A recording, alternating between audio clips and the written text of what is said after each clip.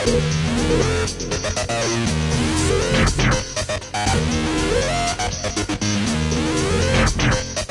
the next several videos, we're going to be taking a look at creating materials inside of UDK. And I'd like to begin by introducing you to the material editor, and we're going to take a quick walkthrough of the interface.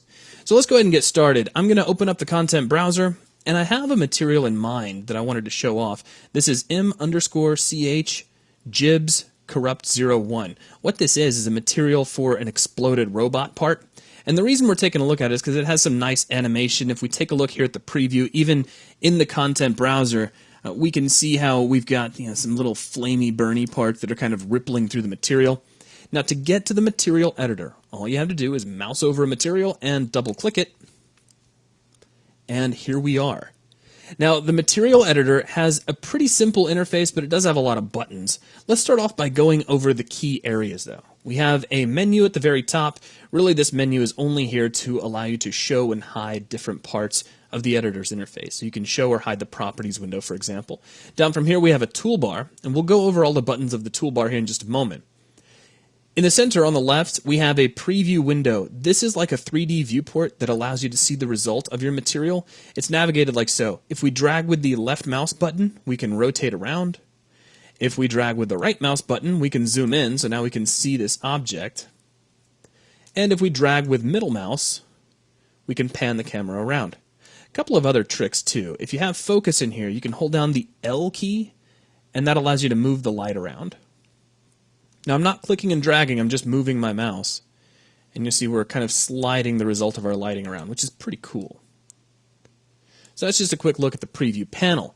Now, next to this, we have our expression graph view, and this is where all of the magic takes place. This is navigated just like one of the orthographic views inside the main editor. Left mouse will allow you to slide the graph around, so will right mouse, but left and right together allow you to zoom in and out. Now, what you're looking at is a series of material expression nodes all wired together to give you your final result. You're going to take things like a texture, in this case, like here's a texture, and we're multiplying it by a value of 60 to brighten it up. And then we're taking that and multiplying it by different numbers. There's a lot of things that go on here, most of which have to do with math. So we're taking the color values of various pixels, we're multiplying them, we're adding together, we're maybe grabbing the square root of them, all sorts of different things we can do, and then plug these into some material channels. We'll talk more about these channels here in just a bit. Now, to the right of this panel, we have the material expressions list. This is essentially all of the different types of nodes we can create. And by nodes, I mean material expressions. You'll just hear me casually drop the term node as I go through here. At the very bottom, we have the properties panel. This is going to be context sensitive. If we select the primary node of the material, this great big long list of channels here, we get a lot of properties. Huge properties window. However, if we grab something simple like a multiply node, we don't really get any properties at all. So it just depends on what you're selecting. So that's the primary areas of the user interface. Now let's talk for just a second about this toolbar. Now, starting at the top, we have the home button. What this is going to do is take your primary material node, this great big list of channels you see here, and it'll jump you right to it. So if we're out here in outer space, I can click the home button and it just takes us right back to where we started. Next to this, we can toggle the grid. So this is really most relevant if we are looking at the preview window. So we can just switch the grid on and off. We can also change the primitive that we're using to preview our material. Currently, we're actually looking at our material applied to a static mesh. In fact, the static mesh that it would actually show on in the game. But we could switch this out to a cylinder if we so desired, or take a look at it on a cube, or on a sphere, or even on a plane. Now, if we want to put it back on a static mesh, all we need to do is select that static mesh in the content browser, and we have Use Selected Static Mesh in Content Browser, which did cause me to skip over a button, and this is Finding Content Browser. All this does is this tracks down the material that you currently have selected. So let's close that. Next, we have Clean Unused Expressions. All of these little floating expression nodes you see here are currently connected into our material. If we were to create one that wasn't connected, say maybe I grab a clamp out of the utility section here and just drag this in. Notice this isn't connected to anybody, and if I click the little skull button it takes that out. It says, hey, you're not connected to anyone, you gotta go. Now, moving on, we have show and hide unused connectors, and there are a few of these around. For example, this texture sample has a few unused connectors, just kind of floating out here in space. If we click hide, everything that's not connected goes away, which can kind of simplify your view. We'll go ahead and show those again. We can control whether we have curved or straight lines, so if you prefer straight lines as opposed to the kind of curvy ones, you can just toggle those on and off. Now, next we have toggle real-time, well, various toggle real-time buttons. I just wanted to make sure that we had a nice animated material to show these off. So the first one allows us to toggle a real-time material viewport. And as I click this, our little preview window that we're rotating around right now, this goes real-time, so we can actually see those little burning sections, you know, smoldering, and watch that texture pass along. Now I'm going to switch that off, and let's take a look at toggle real-time expression viewport. If I turn this on, all the little tiny sample fields over here inside of our main graph view, notice how they're actually moving. So you can see we've got this texture which is slowly sliding around. We also have toggle expression real-time preview. This is going to take all of the little real-time buttons here, these little tiny black dots on all of our nodes. It's going to activate them so that any parameter change, if we go in and change a property or anything, that will update immediately. We can see the result right here inside our nodes. So that's a quick look at all of our real-time buttons. Now next to this, we have apply changes to original material and its use in the world. Wow, that tooltip tells you exactly what this does. This is kind of like your accept changes button. If you click this, it's going to save everything you've done out to the material, though you will still need to save your package. Please remember to save your package. Now, we have some fallback material buttons. We can propagate changes to a fallback material, or it'll make a new one. You probably are asking, though, what on earth is a fallback material? Well, not every computer that you're going to send a game out to may be up to date with the required shader models or may not have the latest video drivers. And in such a case where the material you create cannot be rendered for any given reason, it is going to fall back to a simplified version of your material. So that's what a fallback material is. This allows you to propagate those changes to your fallback material, and you can even open up the fallback material in a new window if you want to make changes to it. Now moving on from here, we can toggle our material statistics. That's these little words up here in the upper left-hand corner of our central panel. You can just turn those on and off. We can also view the source. As we connect all of these little material expressions together, what we're actually doing is writing shader script. We're just doing it visually instead of typing out code. But if we want to take a look at the code, we can view it as source. And here it all is. So I'll turn that off. And we also have the ability to search through any of our nodes visible just by typing into the search line.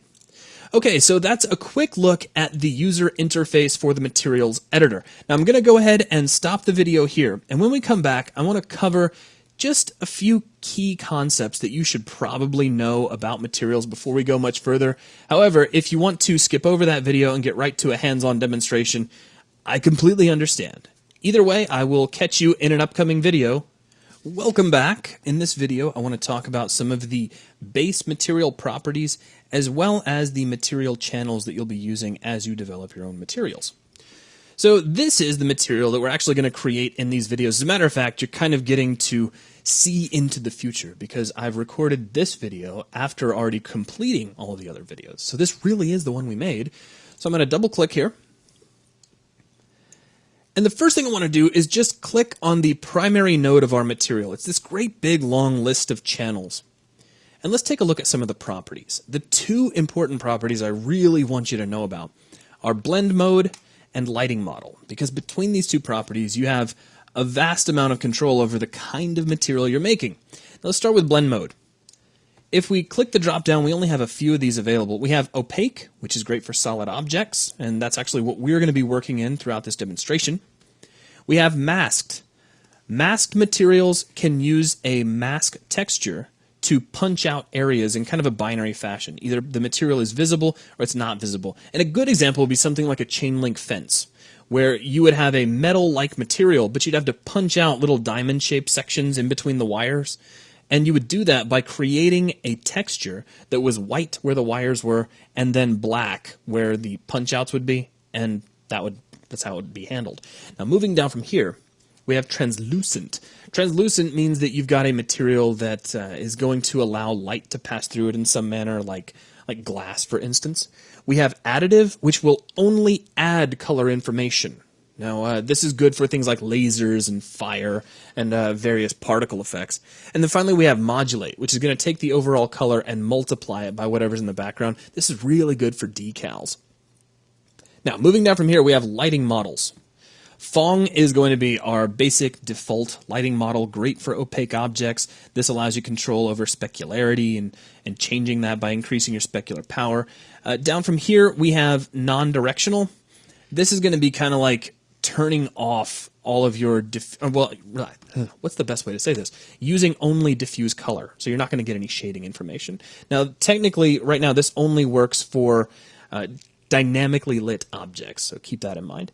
Now, down from here, we have unlit. The name says it all. This is going to ignore any lighting information. In fact, if we switch this over to unlit, we just get a black material. We would have to take what's powering the diffuse color and actually plug that into emissive, and now we can see the result. So really what this means is you're only listening to the emissive channel. Now, SHRPT is non-functional. You can just ignore that. MLM Custom allows you to create your own lighting model, and then finally you have anisotropic, which is good for things like brushed metal or maybe a character's hair. So I'm going to put this back over on Phong. A couple of other properties you ought to know about. If we scroll down, you have the usage area. These are all the different ways that your material could be used. So if you're doing something special, like if you're making maybe particle sprite material or foliage material or a decal material, you'll want to check the appropriate checkbox. All right, so there's our properties. Now let's shift over and talk about channels. There's a great big long list of channels that you can tap into to control your material. And I'm not going to plug something and give you a demonstration of each and every single one, but let's just kind of generally talk about them. Diffuse is going to supply you with your typical opaque color. It's kind of like your general color. Diffuse power controls how quickly you'll go from full color to a shaded darkening as you lose your lighting information. Now this one I can demo fairly easily. I'm going to hold down the 1 key and left click here in space, and that's going to create a constant expression, and a constant just holds a single value. I'm going to set this value to 1 and plug it into diffuse power, and nothing happens because 1 is the default. But if I change this value to, say, 10, you'll notice that we're getting a much kind of a larger shift between our darks and our lights. So now I have much more dramatic lit areas quickly leading off to darkened areas. And we'll pull that back down to, say, 5, and then back down to its default of 1. So it just controls how you get that shift from your lit areas to your dark areas. Now let's unplug that. Moving down from here, we have emissive. This is how your materials appear to glow. If we plugged a texture that was just, say, maybe bright blue in the location of the grout for these bricks, then the bricks would appear to be glowing in the location of the grout. That's all there is to it. The stronger your emissive grows, like if you set it to a value greater than 1, you'll start to get a nice glow effect around the outer edges of your emission. Moving down from here, we have specular. This controls the color of your specular highlights. Matter of fact, we've already got something powering this, so let me take my overall specular, and currently it's this kind of really dim red. Let's make it something really bright, like pure white. And there you go. We've just changed our specular. We also have specular power, which I can demonstrate here just by changing the parameter we already have plugged into it. If I set this to 1, we get a great big specular highlight. The higher I go, so there's 10, you'll notice my specular highlight starts to get tighter. Basically, this allows you to simulate glossiness. Moving down, we have opacity. This allows you to control how opaque an object is. It will start to become transparent as you plug textures into this. And you have opacity masked, which is used specifically with the masked material type I mentioned earlier. This is where you would plug in the texture for a chain link fence that punched out the areas of the chain link. Distortion is one of my favorites. Distortion actually allows you to perturb the pixels of a material as they pass through an object. I'd love to show this one off. It's just so much fun. I'm going to take our material. So let's select the material itself. Let's go back over to the blend mode, and I'm going to set this over to, say, additive. And let's take the lighting model and set this to unlit. And all I'm going to do is grab our normal map, and I'm going to plug this into the distortion channel. Distortion is actually looking for normal information, and if we take a look at the grid lines back here very closely, you'll see that they're rippling almost as if there's a heat shimmer going on. It's kind of like refraction. In fact, that's the purpose. It's here to simulate things like refraction, and you can use it for heat shimmers actually if you want to. Now, it only is going to work if you can see through your object, so do keep that in mind. And let me go ahead and switch back to opaque and switch back to Phong, and we'll disconnect that from distortion. Just keep in mind that this is looking for the type of information you generally see in a normal map, because it uses the red, green, and blue channels to determine how far it's going to move your pixels around. Now down from here we have transmission color and transmission mask. Now this is, I can kind of demonstrate this. Let's create a special kind of node. Let's make a vector parameter. So scroll up to parameters, and let's bring in a vector parameter, and let's drop a color in here, like red. And I'm just going to plug this into the transmission color. Now what this does is that it causes light that is passing against the surface of your object to appear to be diffusing through it like subsurface scattering. Now to really show this off, I need to plug something into the transmission mask as well. So let me just take this one and we'll plug that into the transmission mask. And take a look at what we get. Around the edges of where our shadows exist, we're getting some red bleeding through. Now how can you use this? Well, if you have a character, you could take their ears and give them a transmission mask so that their ears are bright white, and then plug like a color like dark red into your transmission color. And now when light comes in behind their ears are going to seem to get that subsurface scattering effect. It's just a way to mock up subsurface scattering. It's not real subsurface scattering, but it's convincing enough. And you see as I move the light around here, we get a really nice effect that makes it kind of like appear translucent. Very, very cool effect. I love playing with that.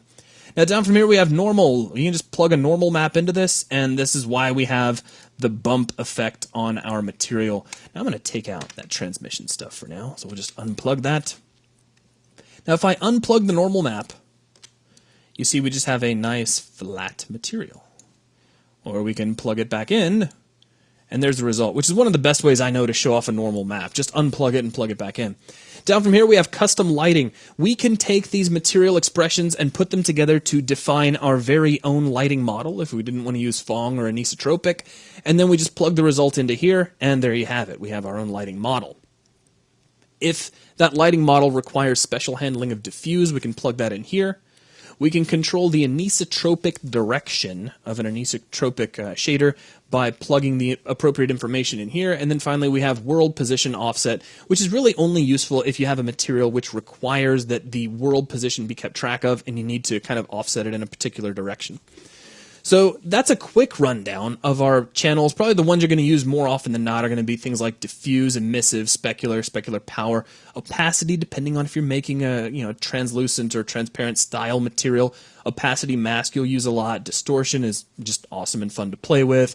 Transmission color and transmission mask really for only things like wax and human skin, because that's how you get that sort of subsurface scattering effect. Normal you have to use. I'm sorry, you just need to have a normal, unless you're doing something perfectly smooth like glass or a chrome sphere or something like that. You generally always want to have some kind of a normal map.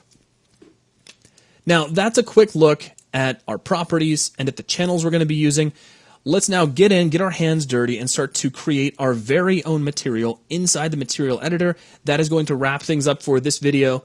Okay, let's get started creating our material. Now the first thing I'm going to do is bring in a couple of textures, and I wanted to show you these textures inside of Photoshop. So here's our first one. This is what we're going to be using for the base of our diffuse color. You see it's just some bricks with some grout coloration. But if we take a look at its alpha channel, it's a darker version, this completely black and white, where the bricks are generally a dark gray and the grout is black. Now I'm not saying you'd have to create a brick texture in this manner, but I just wanted you to be aware of the information that is in the alpha channel because we're going to be making use of it a little bit later. Now let's also take a look at the normal map, which looks like a pretty typical normal map. It's got the multicolor generation, which creates the various levels of bump. But if we take a look at his alpha channel, we have a height map variation of the exact same information. Now this is also going to be used as well, so again, I just wanted to point it out beforehand. Okay, now back over here inside of Unreal. Let's begin in the content browser. I'm going to right click on one of the empty places anywhere in the main panel of the content browser and choose New Material. I'm going to create a new package. Let's call this demo underscore materials.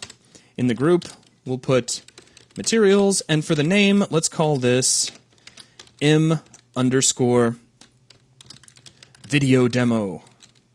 Actually, let's say brick demo. That's probably more descriptive. All right, so now we can press enter, and a couple of things happen. We get a brand new material here in the content browser. We also get the material editor opening up in the background, which is very convenient. So now we're completely ready to start editing. So the first thing I want to do is get our textures in here. So let's come into our package that we just created, and I'm going to click the import button. And here are our two textures. So there's Wallstone Blocks Light and the normal map. Go ahead and bring those in. Now it's looking for some information. Here's the demo materials package we just created. Here's the group.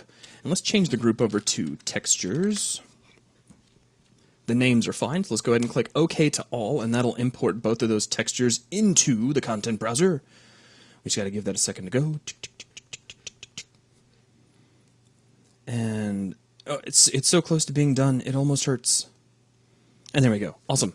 So now we have our two textures, and you can see our package now has a couple of groups.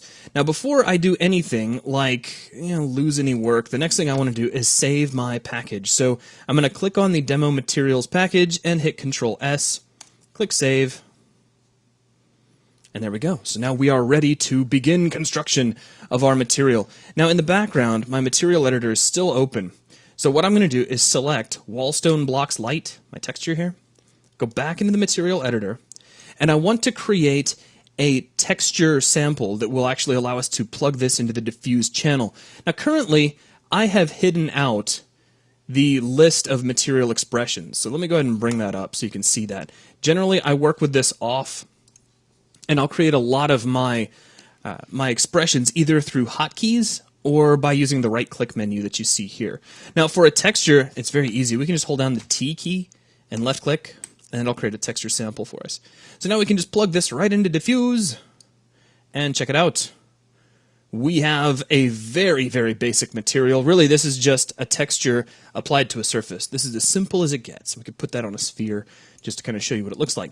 So let's go ahead and bring in the normal map as well. I'll go ahead and minimize, select the normal map, re-maximize the material editor, hold down T again, and left-click.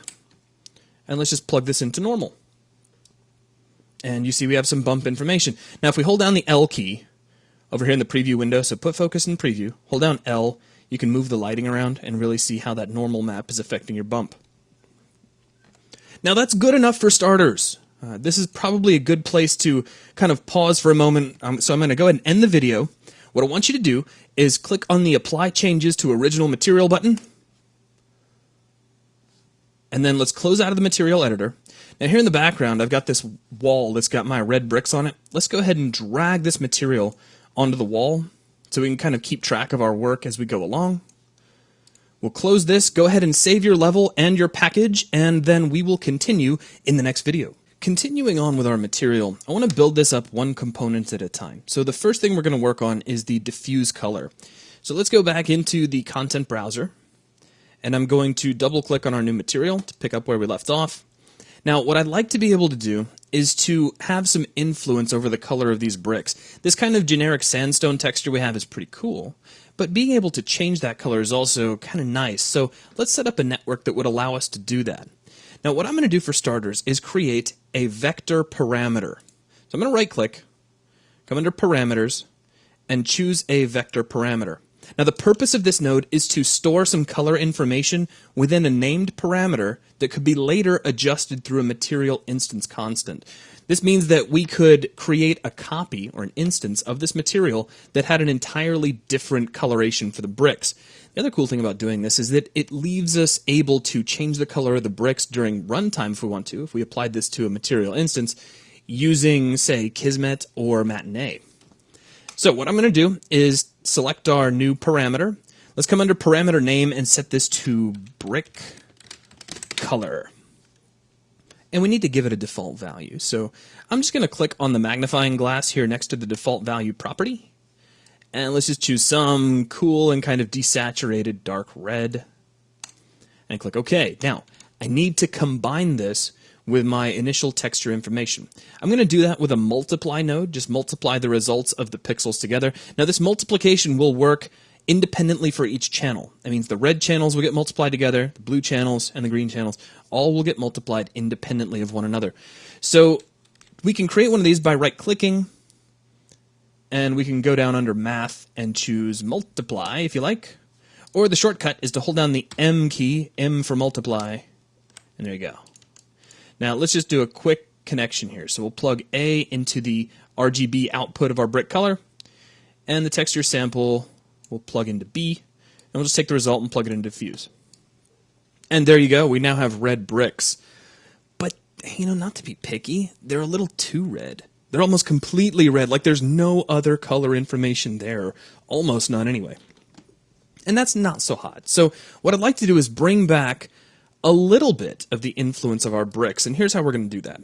I'm going to hold down Control and select Multiply, Texture Sample, and our parameter, slide these back a little bit, and now I want to bring in a linear interpolation node. Now I'm going to do this by holding down the L key and left-clicking. Now a linear interpolator, or just a LERP for short, is going to take in two colors, or two values really, and it's going to blend between them based on the information of an alpha channel, such that a white pixel will receive a value of A and a black pixel will receive a value of B, and there's a blend in between the two. So let's take our multiply and plug this into input A. We're going to take our texture sample and plug this into input B. So we're actually blending between our new completely red brick and our original kind of yellowish sandstone brick, but now we need an alpha channel. Let's grab the alpha channel from our bricks just for starters, and if you need to know what this looks like, you can plug it into diffuse temporarily. And that's what it looks like. And now we can take the output of this and plug this into diffuse. And now we have kind of the sandstone coloration starting to come back in with that red color around the edges. Now here's the cool part. We can come back to our brick color, grab its color value, and maybe just at random change this to a shade of blue. Click OK, and now we have blue bricks. Very quick and easy adjustment. I'm going to set that back to a nice dark desaturated red. And really that's everything that I want to do just for the diffuse network. So let's take a look at how we can set this aside, because already we're starting to get a lot of nodes starting to pile up, and this isn't even scratching the surface. You can create material networks with just many, many, many nodes that you have to zoom way out to see them all. But let's start early in keeping things nice and organized. What I'm going to do is hold down Control and Alt and drag a marquee selection box around all of these nodes. Then right-click out here in empty space and choose New Comment. And let's put, for the comment, let's put in Diffuse and click OK. And check it out. We get this nice box which surrounds all of our nodes, or it surrounds most of them. We could grab the little black triangle and Control drag it to make it expand all the way out. Now check this out. If we select diffuse, select this group, this actual box, we can hold down Control, and if we drag the box around, it drags around all the nodes as well. So it's a real easy way to not only keep things organized, but to allow you to readjust the positioning of your nodes just to make things a little easier to read. So that's going to wrap things up for everything I wanted to show here. Let's go ahead and apply changes to the original material. And then we'll close out of the material editor. Be sure to save your package. So select your package and hit Control S. And that's going to wrap things up for this video. Okay, let's shift over and take a look at the specularity of our material, which controls how light is going to reflect back off the surface. It'll give you kind of a shiny look. So I'm going to jump back into our material by double-clicking it. And what we're going to do is utilize part of our original diffuse texture sample and plug that into our specular color. So let's just start off doing that. Now, if we take any single channel, notice we have red, we have green, and we have blue, as well as our RGB color, we can plug that into our specular value and use that to define our specularity. Now, if I just start off, for instance, grabbing just the red channel, I can plug that in, like so, and notice that we don't actually get red information. We get white information, because what this is a measurement of how much red. It's not red itself, it's just a value between 0 and 1. If you need to see what this looks like, you can temporarily take the red channel and plug it into diffuse, and you can see that. It's just a near white version of the texture showing you how much red information is there. Now let's plug our linear interpolation back into diffuse. So we've just set up some specularity, but I would like to be able to influence the color of our specularity. To do this, we're going to bring in another parameter. So let's right click, come under parameters, and let's bring in a new vector parameter. And the first thing you should always do when you make a vector parameter is name it. And we're going to name this specular color. Now we can give this a default value. So let's go ahead and pick on something that's mostly white, maybe with just a little bit of red tinge to it. And the darker you make this, the less specularity you're going to have. But now we need to combine this with the information that we're already getting from the red channel. See, the cool thing about using the red channel is notice when I put the specular highlight right over the grout isn't particularly shiny. If we just took the actual vector parameter and plugged that into specular, notice how we get this uniform specularity. This looks like a brick ball that's been maybe waxed 3 or 4 times. And that's not really what we're looking for, which is why we're using this red channel. Okay, so we just need to multiply the two of these together. I'm going to hold down the M key for multiply. Let's select our little node here, and I'm going to hold down Control to drag it up a little bit. We're going to plug the red channel of our texture sample into input A. We'll plug the RGB output of our specular color parameter into input B. We'll take the result and plug that into specular. So now you see just a little bit of red influence there, and we can change the specular color however we want to. If we make it dark, so pull it maybe way down here, you see we have almost no specularity. It's there, it's just very, very subtle. And if you're doing something like brick and you don't want the brick to look particularly shiny, that may be the way to go. But we're going to bring it up just for the sake of example. So there we go, we have a controllable specularity. Now that's not all. Controlling the specular color is one thing, but I would also like to be able to control how glossy the bricks look. To do that, we're going to plug another parameter into specular power. However, specular power is not going to be looking for a vector information. So vector is going to give R, G, and B information. We don't need that. We only need one number. So I'm going to create a new parameter of type scalar. And a scalar is just one number. It's not 3 like we have here with R, G, and B. So let me select our parameter, and of course we need to name it, and we'll call this specular power. I'm going to give it a default value of 3, and we'll plug this into specular power here on the material. So now that's spread out our specular highlight. And you can use this to adjust the glossiness. So if we increase this, say, to 20, we now have a really tight specular highlight, and now our bricks look really glossy, like they're wet or they've got a sheen of some sort of wax or coating on them. Now, we've got our specularity all taken care of. I'm going to pull my default value back down. Let's say something like 5 for now. And we need to put a comment box around our specular network. So I'm going to hold down Control and Alt and drag a box around all 3 of these nodes. Right-click out here in empty space and choose New Comment. And we'll type in specular. Click OK. I'm going to hold down Control and drag our little black triangle so that it includes all of our nodes. And now we can move this around as well. And the next part of our material is done. Let's go ahead and apply our changes. Let's close out of the material editor. Let's save our package. And then take a look at what we've got so far. So you can see the bricks are shiny. They've still got a little bit of bump to them. Looking pretty good. So at this point, let's go ahead and call the video, and we will continue in the next video. Thanks a lot. Let's talk about detail textures. Detail textures are a way that you can make your materials seem to have more detail than they originally had to begin with. In our case, we're going to put a detail texture in our normal map. The reasoning is, as we get really close to this, the normal map starts to look a little fuzzy. In fact, the texture itself is a little bit fuzzy, at least at this level of tiling, which we're going to take care of a little later. But here's how we add a detail texture. Let's open up the content browser, jump back into our material. Now, our detail texture, as I mentioned, is going to affect our normal map. Combining 2 normal maps together takes a little bit of know-how, but overall it's very easy. The first thing we need, though, is the other normal map we're going to be using. So I'm going to minimize the material editor. Over here inside the content browser, let's search through all assets, and in the search line, I want you to type in detail.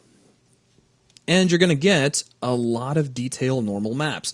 Now you can pick on any one of these you want. If you're following along, you can grab any one of these, it's just fine, but I'm going to grab THU Stone ND. And with that selected, let's go back over into the material editor. I'll hold down the T key and left click, and that'll create a texture sample. So we have two normal maps. How do we combine them together? Well, the actual bump information for a normal map exists within the red and the green channels. Blue is kind of like your baseline. That's like the actual bottom surface that's going to get perturbed by the red and green channels. So we don't really want to change the blue channel at all. We just want to combine in the red channel and the green channel. To do this, the first thing we need to do is take our second normal map, in this case the detail texture, and we're going to kind of switch off the blue channel. We're going to single out just red and green. We do that by right-clicking, going under Utility Nodes, and you'll see Component Mask. This allows you to literally mask out red, green, or blue components. And if we select it, you can see the properties. Would you like to see red, green, blue, or alpha? Notice that by default, red and green are active, but blue isn't. It's like they knew we were coming. I'm going to take the texture sample, plug that into the component mask. Now, we can't just combine these two together at this point. We need to essentially put a blue channel back into this texture, but the blue channel can't have any information.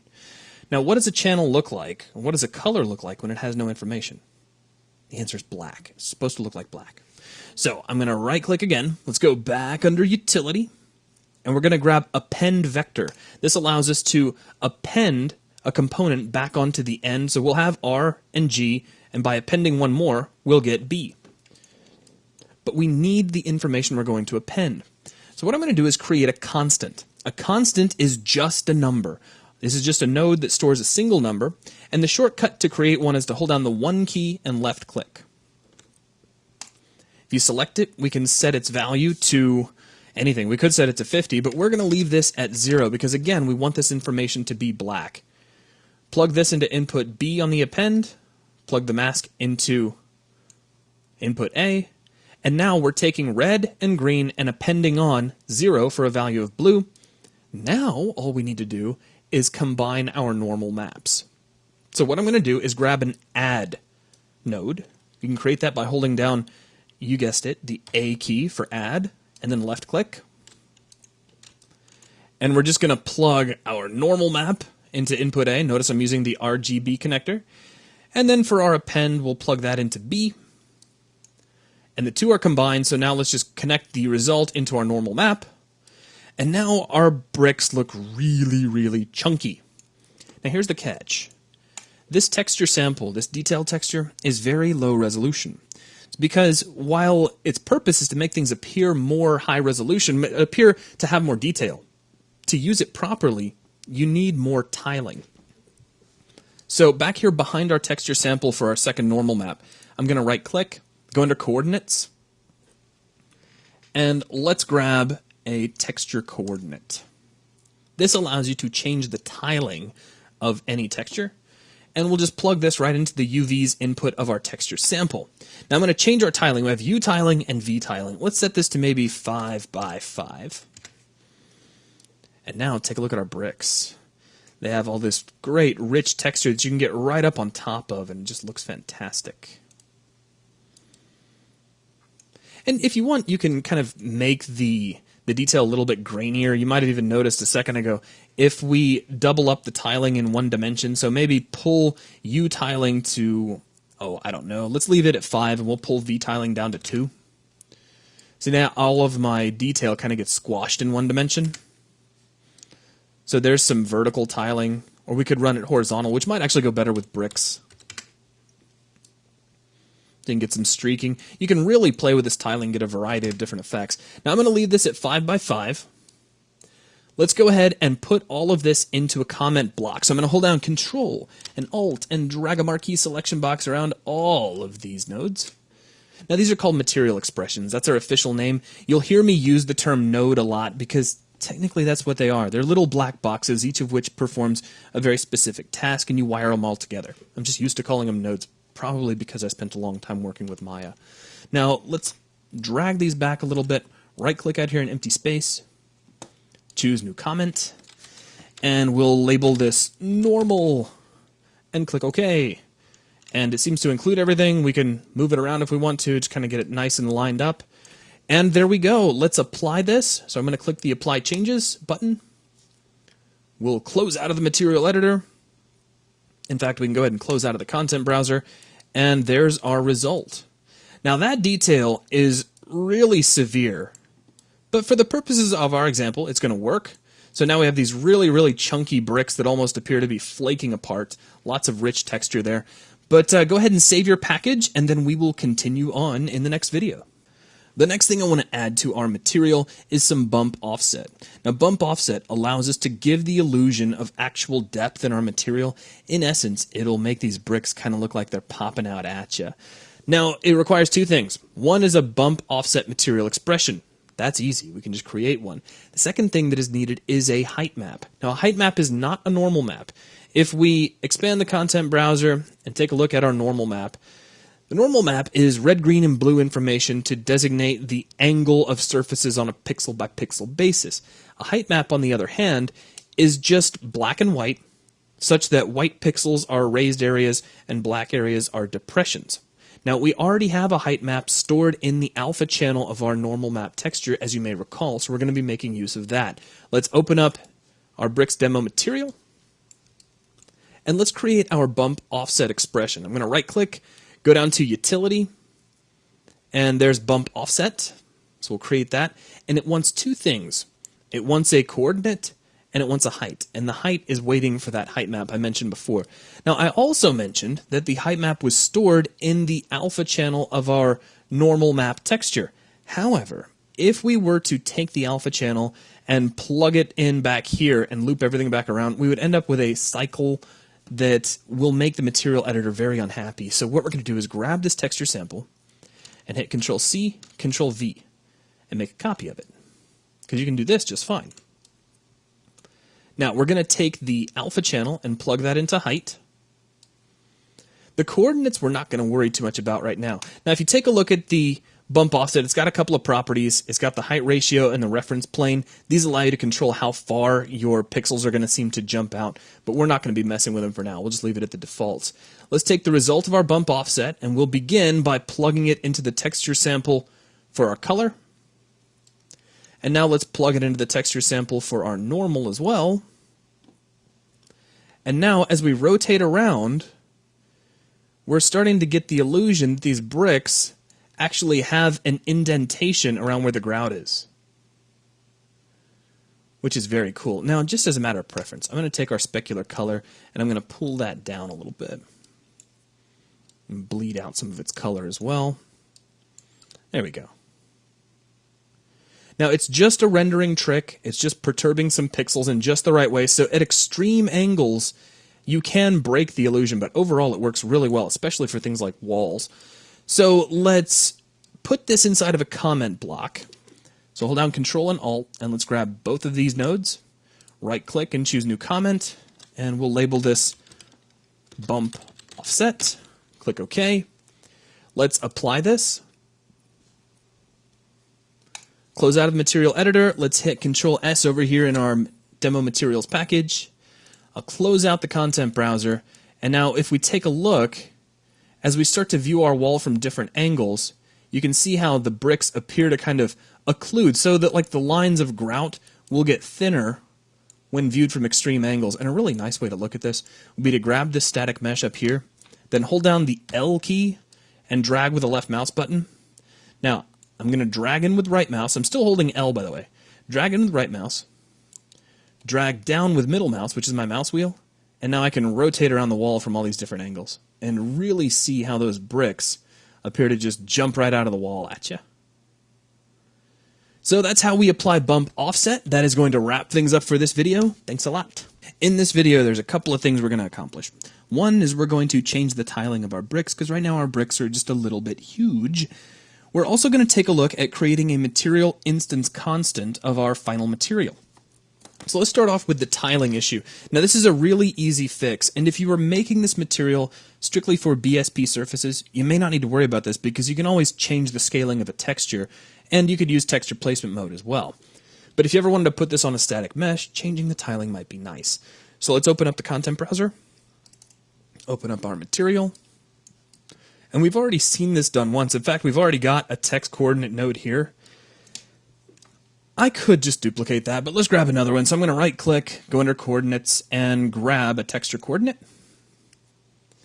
And we're going to plug this into the coordinate of our bump offset, because that's actually powering the UVs of our texture sample for the normal map and for diffuse. But we're also going to connect this to the texture sample for our bump offset.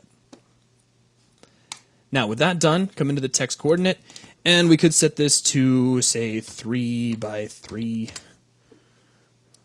Let's go ahead and update our settings. And we'll close out of the material editor, close out of the content browser, and now our bricks are much smaller.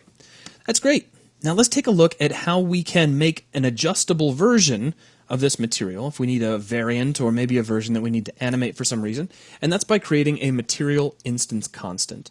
So back here inside the content browser, I'm going to right click and go to New Material Instance Constant. Now the package is demo materials. Let's put this in the materials group. And the name will be mat inst underscore, and we'll call this, let's make a variant of let's say green bricks. There we go. I wanted something particular. All right, so we'll click OK. And this is what you get by default. So it looks like just a blank material. If we close out the content browser, we get the material instance editor. Now this is very similar to the material editor, except you can't really create any more nodes. This is really just about allowing you to edit any of the parameters that you've already set up inside the material editor. So let's minimize this for just a moment. Let's get back over to the content browser, and I'm going to select our original material. So m_brick_demo. Let's go back over to the material instance editor, and the most important guy here is the parent. This is the actual material that we'll be using. So with our base material selected, I'll click Use Selected Object in Browser, and there we go. So there's our material. We can check it out, we can rotate around it, we can hold down the L key and move lighting around and all sorts of fun stuff. But some stuff just lit up over here on the left-hand side in the properties as well. We have some scalar parameters. Notice we have specular power. If we want to make adjustments to this, we can just check the box and maybe change this to 3. So now our specularity got a little bit bigger. Or we could crank it up to, say, 20, and now we have these really glossy bricks. So we have editability. And we can expand vector parameter. And you see we have brick color and specular color. So let's take our brick color, check the box, and we'll click the little magnifying glass next to it, and let's pick some shade of green and click OK. And now we have green bricks. And it only makes sense if we also update the specular color and choose some shade of green. Now those are really green bricks. I mean, maybe in the real world you might want to desaturate that a little bit. There we go. So now we have some green bricks. Now when you're done, you can just close this out and drag and drop this onto any surface you like, and now we have a green variant. The cool thing about using material instances is that they can be updated using Kismet or Matinee, which we actually take a look at in the videos over Kismet and Matinee. So you get to see how to do that as you take a look at those lessons. So that is going to wrap things up for the materials section and this video. Thanks a lot.